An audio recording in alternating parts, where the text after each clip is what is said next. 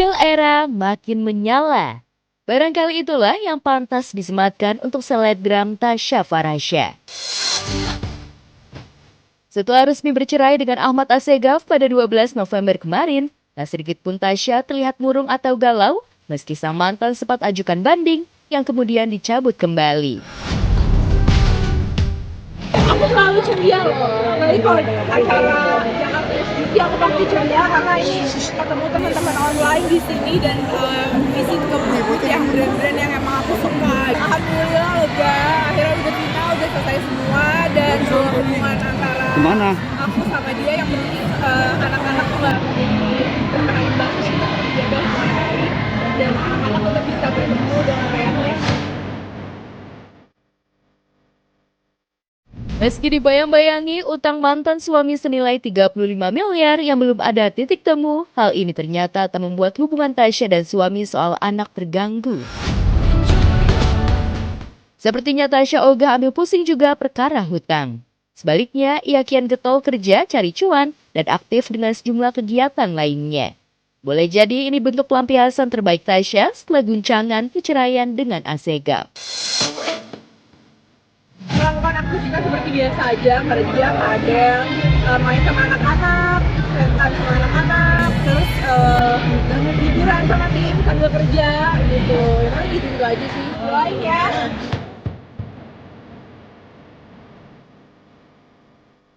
Saking semangatnya untuk sejumlah kegiatan, kemarin saat ditemui tim obrolan seputar selebriti, Tasya yang baru selesai paddle justru mengaku kesehatannya drop. Lagi ngerak badan ya. Mau ke UGD nih mah.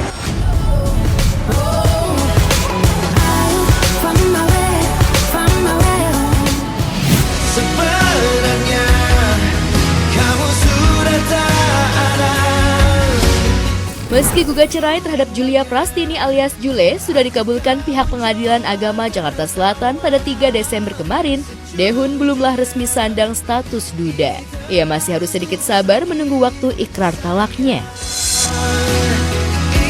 Kalau DN kan putusnya baru kemarin tanggal 3 Desember ya, jadi belum BHT. Kalau belum BHT belum ditetapkan. Kalau dipanggil, dua-duanya dipanggil untuk ikrar. Kalau yang harus hadir ya yang mengucapkan ikrarnya pihak pemohon.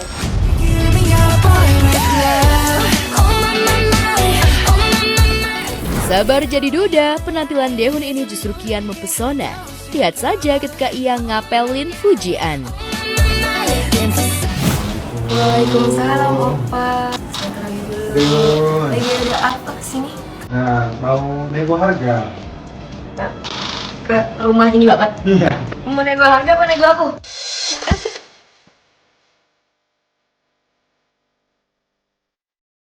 Duh, Fuji bisa aja nih. Ada opa-opa ganteng, langsung gas aja.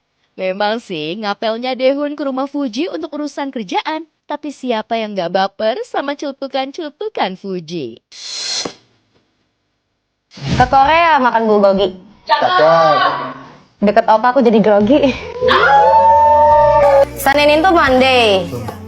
Minggu itu Sunday. Kalau kamu handsome everyday. Burung Garuda kesambar petir. Cakep. Walaupun kamu duda, yang penting aku yang paling terakhir.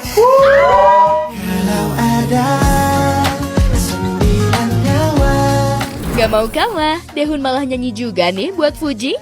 Gak cuma itu, saat Daehun makan pun masih sempat loh sebut nama Fuji. Bisa-bisa viral lagi dan jadi ajang perjodohan jalur netizen nih ceritanya. 그래도 내 맘 알아요. 매일 그대만 그려왔던 나를. Terima kasih Fuji.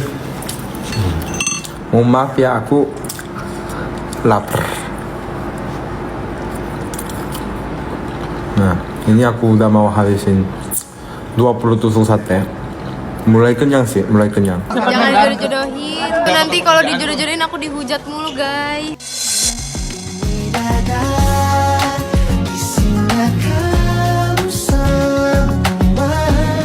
Mau beli mobil uangnya cukup, mau beli rumah uangnya cukup, ya mau kawin lagi ya cukup. Saya masih terbuka buat siapa aja yang mau menikah sama saya. Namanya juga komedian, ada aja cara menutupi deg-degan dan khawatirnya.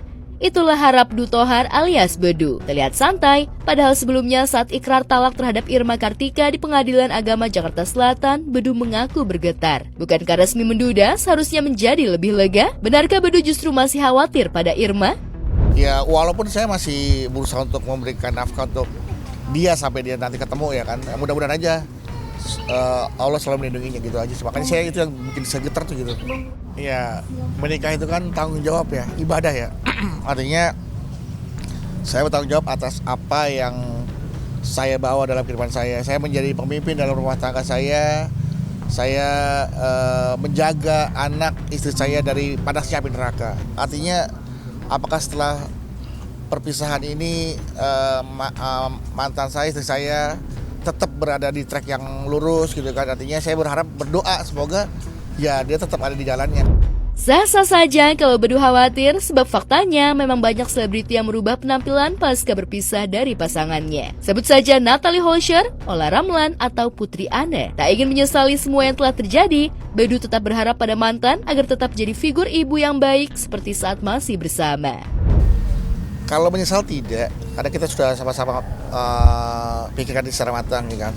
Tapi ketakutan ada, kekhawatiran ada. Yaitu tadi, kita kan nggak bisa 24 jam memantau istri kan. Selama berumah tangga aja kadang-kadang kita masih lost, masih suka nggak terpantau. Apalagi kita sudah tidak suami istri lagi. Karena yang saya khawatirkan adalah anak-anak aja sih sebenarnya. Tutup kisah lama, buka lembaran baru dan komit pada kesepakatan cerai, Bedu memastikan bahwa semua tanggung jawab sebagai ayah dari ketiga anaknya pasti akan ia penuhi. Bedu yang kini tinggal di rumah kontrakan sendirian pun pilih menyibukkan diri dengan sejumlah job demi cicilan dan nafkah. Kalau di totalnya hampir menyentuh akal sih, tapi kan bayarnya kan nggak langsung 50 juta kan. Misalkan anak-anak nih 20 juta sama mbaknya, terus listrik rumah, terus kebutuhan anak-anak, kebutuhan makannya, karena ibunya yang jaga ya saya kasih makan juga semuanya ke ibunya. Sama cicilannya ya hampir menyentuh 50 tapi gak nyampe 50 lah, hampir lagi. Optimis dengan rezeki, Bedu juga optimis dengan hidup yang lebih baik di tahun mendatang. Cukup kiranya 2025 jadi tahun terberat bagi Bedu. Dan lagi-lagi, Bedu menegaskan ingin fokus memperbaiki diri. Ya memang 2025 memang terberat ya, bisa dibilang gitu. Banyak ujian yang saya hadapin gitu kan. Bahkan saya dihina, saya dicaci maki. Dalam tahun-tahun ini saya juga mendapatkan situasi itu. Semakin diinjak, semakin ditekan ke bawah, insya Allah semakin tinggi locatannya nanti.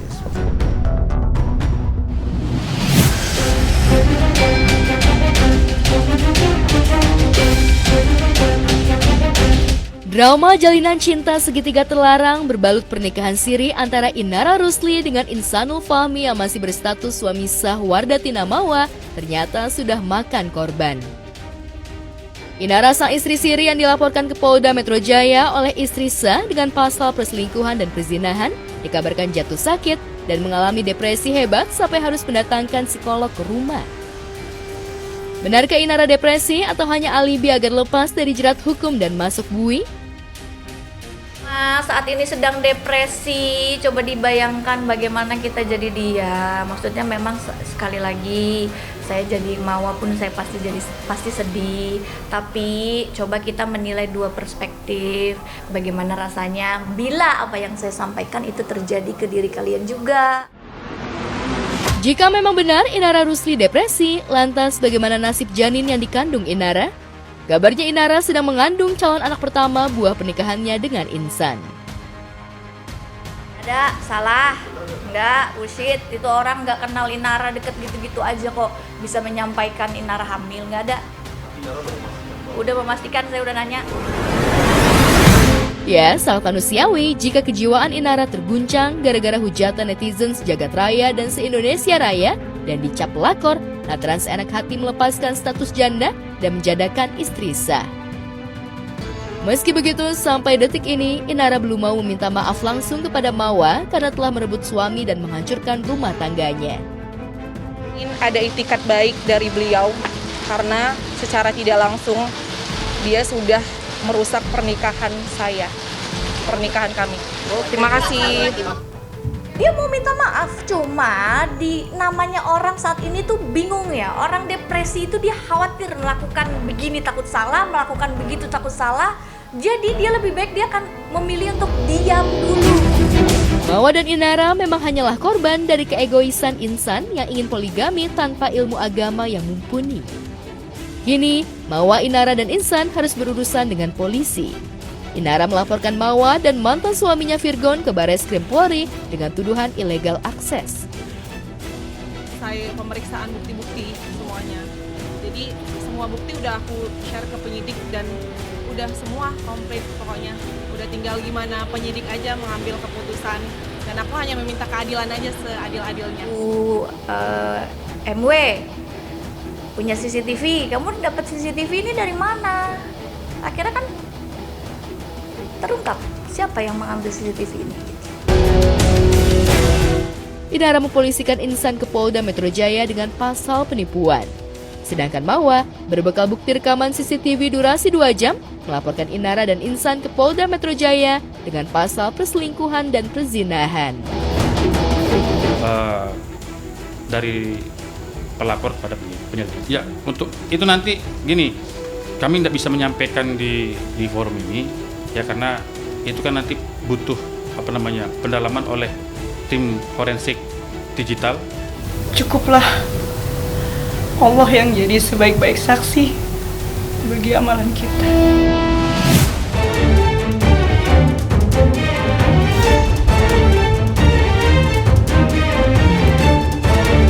Geger wedding organizer atau WO bodong, para korban langsung mengadu ke Polres Jakarta Utara. Pihak kepolisian pun gercep mengamankan 5 orang yang diduga terkait dengan kasus dugaan penipuan WO Ayu Puspita. Kapolres Metro Jakarta Utara, Kombes Pol Erik Frendris yang ditemui mengaku telah menerima pelaporan sejumlah korban WO yang pemiliknya bernama Ayu Puspita ini. Jelaskan bahwa Polres Metro Jakarta Utara menerima laporan dari beberapa orang pelapor yang pada intinya yaitu terkait dengan penipuan atau penggelapan yang dilakukan oleh salah satu wedding organizer yang ada di wilayah Jakarta. Untuk laporan sudah masuk 2 hari yang lalu, kemudian tadi malam diamankan beberapa orang yang terkait dengan permasalahan tersebut, di mana kronologisnya yaitu WO ini sudah menerima uang untuk melaksanakan acara pernikahan atau resepsi, kemudian pada hari H-nya tidak terlaksana sesuai dengan kesepakatan. Salah satu contoh yaitu makanan yang harusnya dihadirkan pada saat pesta tersebut tidak datang, sehingga menimbulkan komplain dari para korban dan korban membuat laporan polisi ke Polres Metro Jakarta Utara. Kasus ini melambung setelah salah satu korban mengunggah kekecewaannya di media sosial. Berdasarkan sejumlah postingan yang menyebar di dunia maya, salah satu korban yang menjadi viral mengaku bahwa pernikahannya berlangsung tanpa adanya suguhan catering. Walhasil postingan itu menuai simpati sebab tentu saja merugikan banyak kalangan, terutama bagi keluarga besar pengantin. Kesal ratusan pasang calon pengantin menggeruduk ke rumah Ayu Puspita di kawasan Kayu Putih, Jakarta Timur. Menurut pihak kepolisian, korban WO Ayu Puspita berasal dari berbagai daerah seperti Cilengsi, Bogor, Cimanggis, hingga Bekasi. Itu sebabnya kericuhan juga nyaris terjadi ketika massa menuntut pertanggungjawaban hingga akhirnya pihak kepolisian turun tangan untuk meredam emosi para korban. Total pembayaran itu sekitar 170-an, yang udah masuk sekitar 147 sih. Itu untuk gedung aja atau semuanya? Kesemuanya Pak, jadi dia tuh kita tuh diiming-imingi dengan banyak bonus-bonus yang lumayan banyak lah gitu dari itu ya, dari total. Jadi kan kita ada pembayaran tuh ada 3 termin gitu. Jadi untuk termin pertama itu DP 50%. Nah terus ntar dari marketingnya tuh biasanya WhatsApp. Untuk kalau mau pembayaran lagi, ntar kita dapat beberapa bonus-bonus. Jadinya banyak yang tergiur lah. Jadinya gitu. Kini polisi telah menetapkan Ayu Puspita sebagai tersangka kasus dugaan penipuan wedding organizer. Maklumlah, kasus ini membuat sejumlah calon pengantin ketar-ketir. Dari yang dilaporkan, terlapor, kemudian nanti setelah selesai pemeriksaan tentunya akan dilakukan gelar perkara untuk naik ke penyidikan dan apakah bisa langsung ditetapkan sebagai tersangka. Saat ini para terlapor masih berada di Polres Metro Jakarta Utara.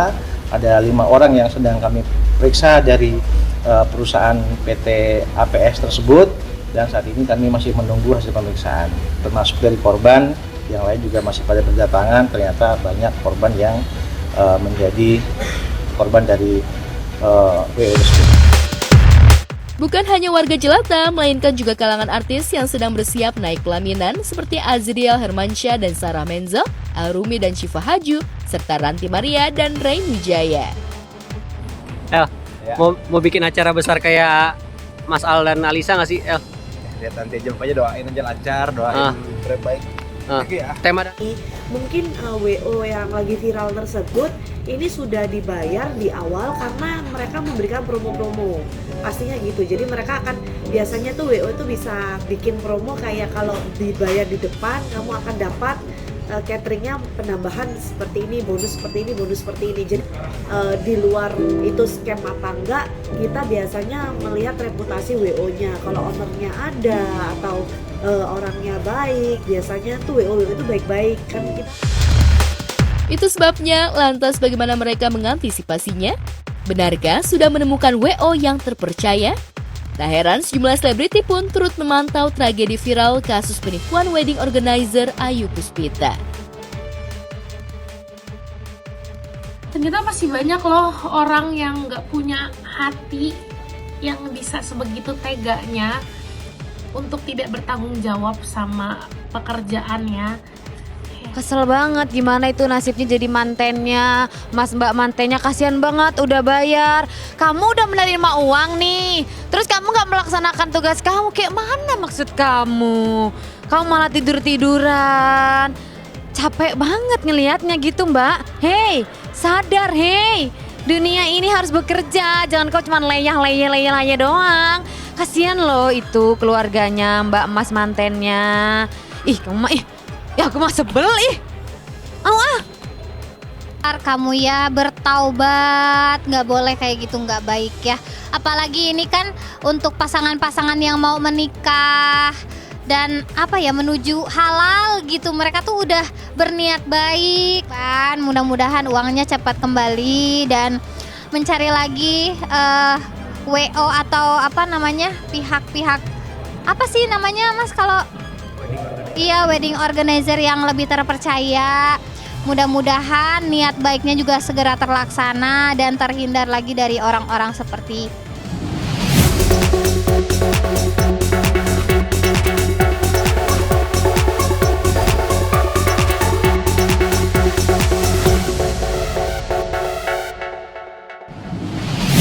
Sumpah ini pemirsa yang punya WO jahat sih, sumpah kok bisa tega gitu ya. Tapi pemirsa, dari kejadian viral tersebut kita bisa ambil pelajarannya ya, agar lebih berhati-hati lagi dalam memilih jasa apapun. Dan ini semoga para korban segera dapat keadilan serta jalan keluar terbaik ya. Walaupun katanya sih yang udah di penjerong ini gak sanggup ngembalin uang-uang para korbannya. Ya memang sih kadang badai besar itu hadir bukan buat menjatuhkan kita, tapi buat bantu kita menemukan tempat yang lebih aman gitu. Nah ini sementara dramanya Inara Rusli, kalau Inara sama Insan pakai WO nggak sih?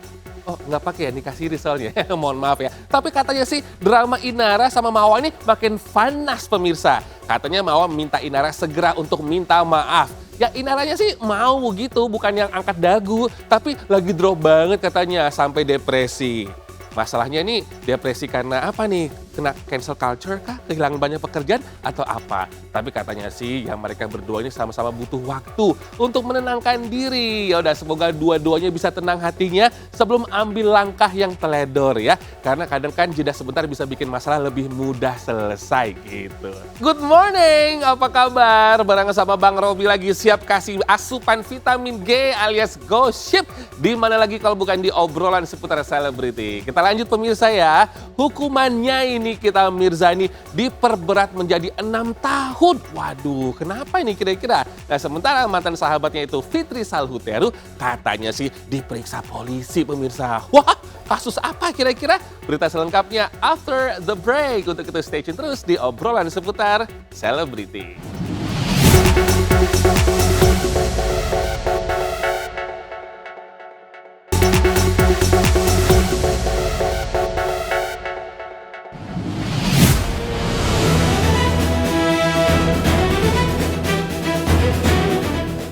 Pemirsa, nasib kurang beruntung masih tidak berpihak pada Nikita Mirzani.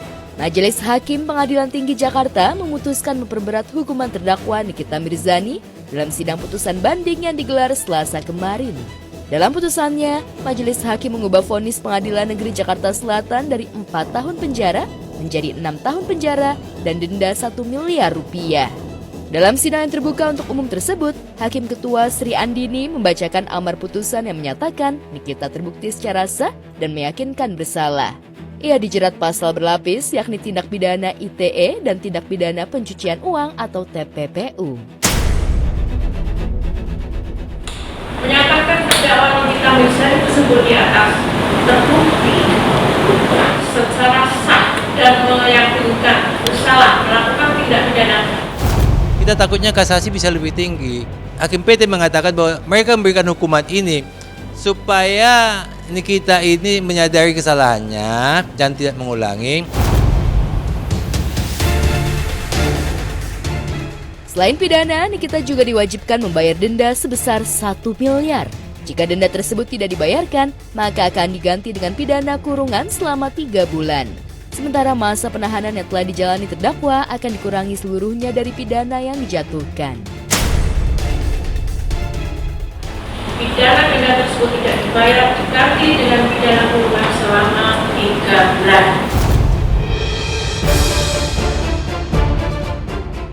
Lebih lanjut, Majelis Hakim juga menetapkan Nikita Mirzani tetap ditahan dan menjalani hukuman yang telah ditetapkan. Atas putusan Majelis Hakim tersebut, terdakwa dapat mengajukan kasasi 14 hari kerja terhitung dari pembacaan hasil putusan banding. Menetapkan masa penangkapan dan penahanan yang telah dijalani terdakwa dikurangkan seluruhnya dari pidana yang dijatuhkan. Menetapkan terdakwa tetap ditahan. Menetapkan barang bukti.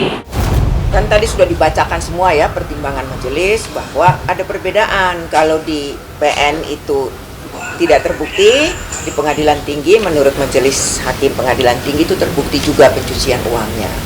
Ya, jadi 2 dakwaan. Tadi juga sudah disampaikan oleh majelis kan 14 hari ya untuk kasasi. Bosan dong, jangan ngobrolin itu terus, yang lain. Nanti ke lawyer aku aja. Duluan ya, makasih ya. Makasih. Sebagai informasi, kasus ini bermula dari laporan Reza Gladys terkait dugaan pemerasan dan pengancaman.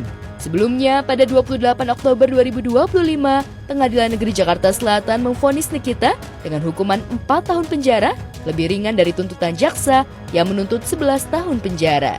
Atas putusan banding ini, pihak Nikita Mirzani maupun jaksa mengajukan upaya banding dan kasasi jika keberatan dengan keputusan Majelis Hakim yang menyidangkan kasus itu. Lantas, apakah Niki akan kembali mengajukan kasasi? Apa kata para seteru Niki terkait hukuman Niki yang diperberat? Bisa dong, sangat nyenyak. Ya saya juga liatin balik aja. Saya ingin menegakkan kebenaran yang selama ini saya diam karena saya menghargai proses hukum. Ya, karena kan udah dipenjarain begini, ternyata kesalahannya bukan seperti yang didakwakan kan. Ya kalian bayangin lah, saya udah ditahan begitu lama, ternyata bukan pemerasan, bukan pengancaman. Cukup NM yang hari ini malah ditambah hukumannya menjadi 6 tahun. Tidak ada yang kebal hukum di Republik ini. Sudahi, pesan saya sudahi. Di sisi lain, pengusaha Fitri Salhuteru tiba-tiba saja mendatangi Polda Jawa Barat untuk menjalani pemeriksaan sebagai saksi di Direktorat Reserse Kriminal Umum Polda Jabar dalam kasus dugaan pelanggaran Undang-Undang ITE dan pencemaran nama baik dengan pelapor pengusaha skincare Henny Sagara terhadap Dr. Oki Pratama. Fitri dimintai keterangan terkait laporan Henny Sagara terhadap Oki Pratama terkait unggahan data pribadi tanpa izin. Ditemui awak media, mantan sahabat Nikita Mirzani itu enggan mengungkap lebih jauh materi pemeriksaan Selasa kemarin. Benarkah nama Fitri ikut terseret di kasus ini? Lantaran ada saksi lain yang menyebut namanya? Gue memberikan keterangan, dimintain keterangan sedikit terkait laporannya Bu HS terhadap seorang dokter lah. berinisial O. Ya, saya hanya menaati aturan karena saya dapat surat panggilan untuk memberikan keterangan, ya saya datang. Ya ada beberapa tangkapan layar yang diperlihatkan dan ada beberapa pertanyaan. Ya saya nggak bisa jawab di sini. Seperti apa konflik panjang antar pihak ini yang membuat Fitri Sahuteru ikut terseret? Benarkah ada kaitan antara Fitri dengan pengusaha Henny Sagara yang melaporkan Oki Pratama yang notabene sahabat Nikita Mirzani yang kini menjadi seteru Fitri Sahuteru? Benarkah meski Fitri jadi saksi dari pihak Henny, namun Fitri tetap ingin Oki dengan Henny Sagara tabayun? Semua karena keributan yang nggak berhenti. Saya yang nggak tahu apa-apa jadi keseret-seret ke sini. Harapan saya karena saya juga semuanya teman, semoga kalian semua yang berseteru ini tabayun lah. Jangan udah tahu salah tapi songong. Dikonfirmasi terkait kasusnya dengan Henny Sagara, Oki Pratama enggan berkomentar lebih jauh.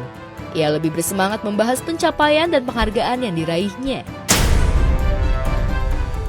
Saya tidak mau membahas tentang masalah lain. Saya no comment, tanya pengacara saya aja ya. Terima kasih.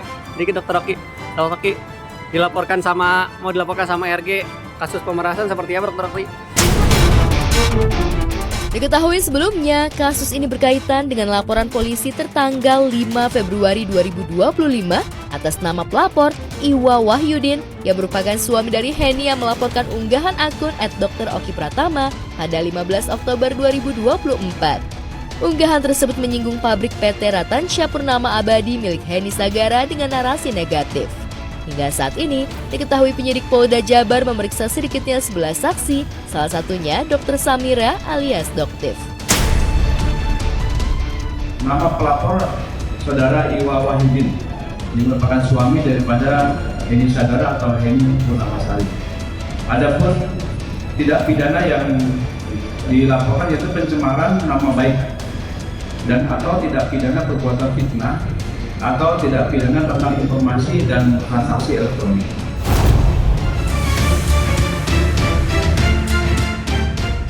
Sementara kasusnya dengan Henny Sagara naik sidik dan sejumlah saksi diperiksa, Oki sendiri juga melaporkan Henny Sagara dan suami terkait kasus dugaan teror lewat karangan bunga. Namun benarkah hingga saat ini, baik Henny dan suaminya belum memenuhi panggilan polisi terkait laporan yang dilayangkan Oki? Lantas mengapa Oki lebih banyak diam? Benarkah Oki diduga pusing berat lantaran dirinya juga terancam dilaporkan Reza Gladys karena diduga jadi dalang kasus pemerasan yang dilakukan Nikita Mirzani?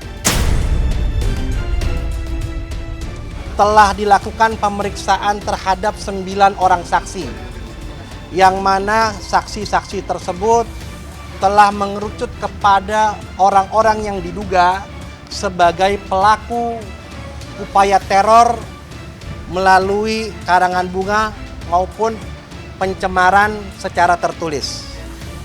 Diduga saksi-saksi ini, para terduga ini dibiayai atau diorganisir oleh pengusaha asal Jawa Barat, suami istri, inisialnya bisa saya langsung sampaikan, HP alias AS dan IW. Kedua orang ini menyuruh tiga orang untuk mengirimkan teror kepada klien saya.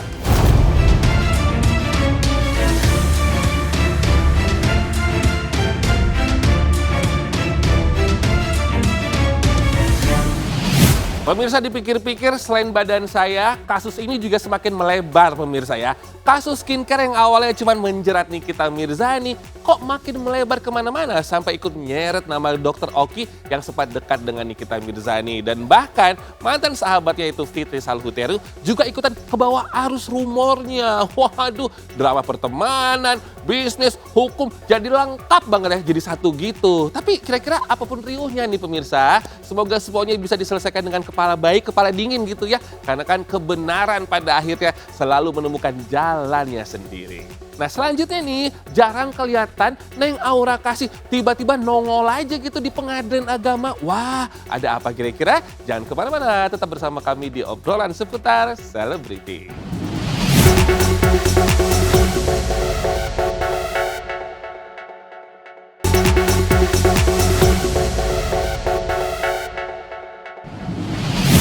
Aktris sekaligus penyanyi Aura Kasih Selasa siang kemarin mendadak mendatangi Pengadilan Agama Jakarta Selatan. Kedatangannya sontak membuat pengunjung terkejut karena diketahui Aura sudah lama bercerai dari Erik Amaral. Namun hari itu rupanya Aura menjalani sidang hak perwalian anaknya Arabella yang merupakan anak hasil pernikahannya dengan Erik. Masuk dulu. Ya.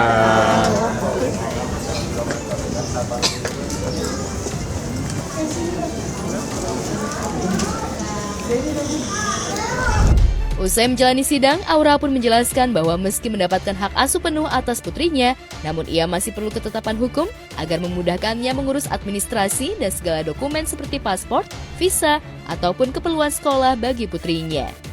Nah, karena kan udah mulai ini nih, kita lagi sering pergi-pergi liburan gitu kan, kayak harus ke Eropa kemana kan memang harus ada berkas berkas untuk perwaliannya. Jadi nggak perlu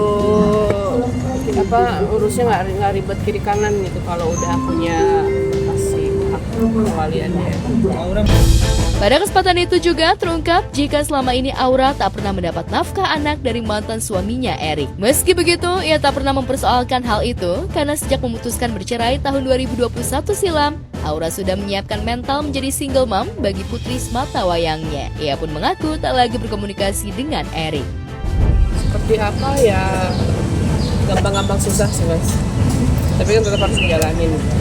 Ya, aku dari dia umur 8 bulan udah sendiri ya, jadi ya